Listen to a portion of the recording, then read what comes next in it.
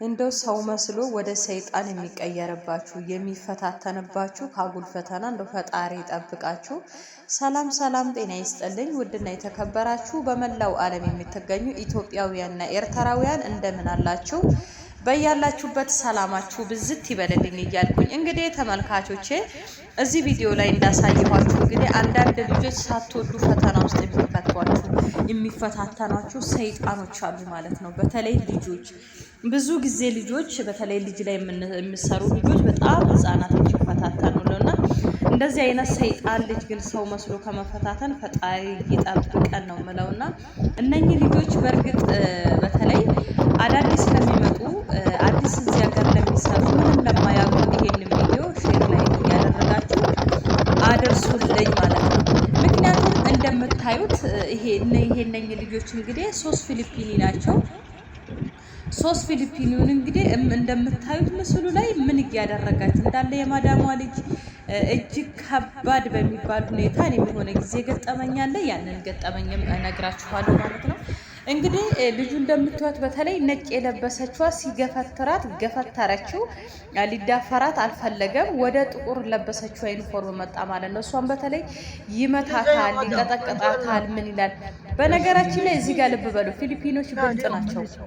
የሆነ ነገር ውስጥ መግባት አይፈልጉም። ካሜራ ደብቀው ነበረ።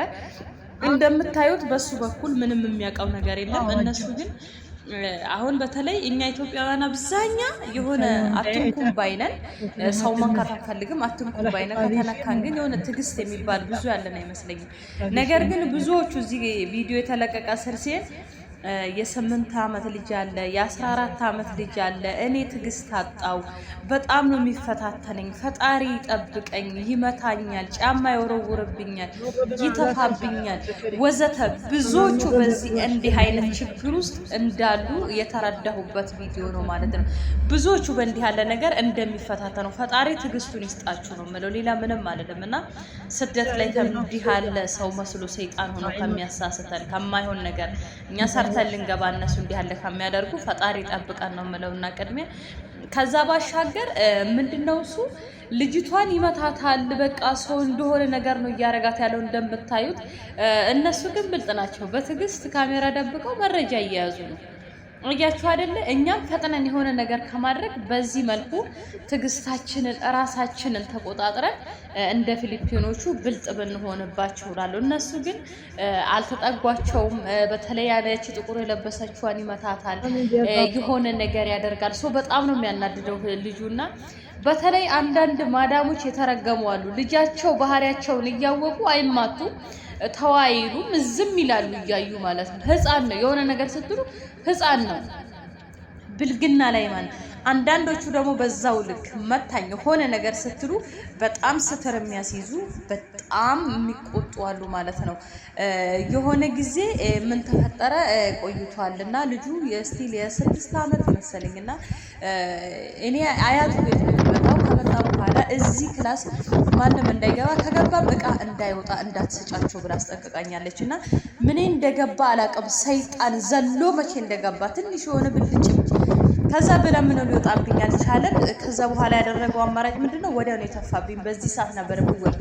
ከዛ በእጥፉ ተፋውበት ማለት ነውና በዛ ሰዓት ዘሎ ሄዶ እናቱ ጋር ነገራት። ሲነግራት የሱ ባልዚ ወይ ደግሞ ሽቶ አይደለም ለሌላ በቃ አይኔን አትጥቂ እኔን የመጣው ለመቀበል ብቻ ጥሩ ነው እያልኩ አይደለም። በጣም ከባድ ነው እንዲህ ያለ ነገሮች። ስለዚህ ትዕግስተኛ ብንሆን በተቻለ መጠንና እንደዛ ሲሆን ደግሞ በተለይ ያልኳት ከዚህ በኋላ ልጆችሽን እንዳለ እንዲህ ያለ ጥፋት ሲያጠሩ በቪዲዮ ቀርጬ እንደምሰጥሽ እንዳትጠራጠሪ ስላለ ደንገጥ ያለችው ማለት ነውና ብዙ ጊዜ አረቦች ልጃቸውን ሲትር ማሲዙ ከሆነ በጣም ነው የሚፈታተኑት። በተለይ እዚህ ቪዲዮ የተሰራ ስልሳይ በጣም ብዙዎቹ በሚያሳዝን ሁኔታ ብዙ ልጅ እኔን የሚፈታተነኛል። የ7 ዓመት ነው፣ የ8 ዓመት ነው፣ የ14 ዓመት ነው። ከአቅም በላይ የሆነብኝ ነው። በጣም ነው ትዕግስቴን የሚፈታተነውና እግዚአብሔር እንግዲህ ከእንዲህ ያለ ነገር ፈጣሪ ጠብቀን፣ እኛም ትዕግስቱ ይስጠን።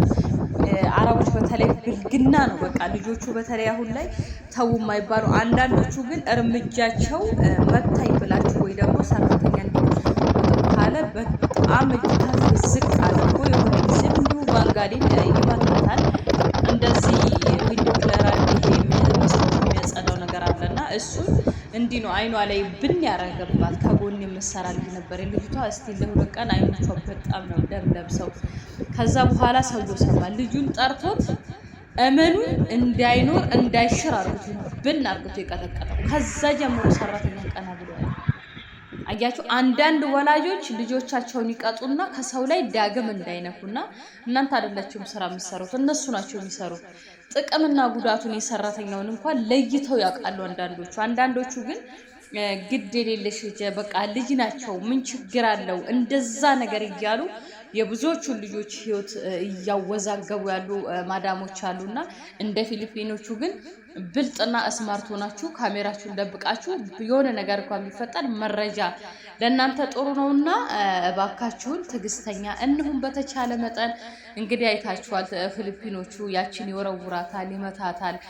በጣም ነው የሚያናድደው እውነት ለመናገር በሰው ቤት ሰራተኛ እንጂኛ የሆነ የማንም መራገጫና መፋለጫ አይደለምና ውድ የሀገሬ ልጆች ኮኪቲዩብን ሰብስክራይብ ሼር እያደረጋችሁ አበረታቱኝ። ስለምታበረታቱኝም ከልብ አመሰግናለሁ።